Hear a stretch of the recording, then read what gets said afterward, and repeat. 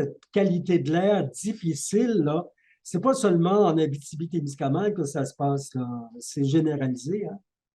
Oui, en fait, l'Association québécoise des médecins pour l'environnement a publié hier un cadre de référence en vue d'une stratégie nationale sur la qualité de l'air qui a été co-signé en fait par 14 organisations médicales, des fédérations du domaine de la santé, etc. Donc, c'est beaucoup de professionnels de la santé qui sortent en appui avec la reconnaissance en fait que la pollution de l'air, c'est un enjeu qui est important, qui est possiblement en fait qui a été négligé et sur lequel on peut agir. À ce moment-ci, à travers le monde, on n'est pas les seuls, mais il y a à peu près 99% de la population mondiale qui respire quotidiennement un air qui dépasse les recommandations de l'Organisation mondiale de la santé.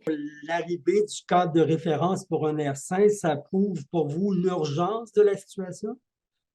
Ben, l'urgence de la situation, oui, mais aussi la nécessité d'agir. Puis en fait, ce qu'on documente dans notre cadre de référence, c'est une panoplie de mesures qui peuvent être entreprises à la fois au niveau gouvernemental, mais aussi dans des institutions de santé, etc., pour répondre aux enjeux de qualité de l'air. Puis dans les derniers mois, ce qu'on a vu au Québec, c'est quand même un changement dans la façon dont on discute de ces enjeux-là, entre autres menés par des batailles à Rouyn-Noranda, mais on l'a vu aussi à Limoilou, à Québec, même à Arvida, au Saguenay.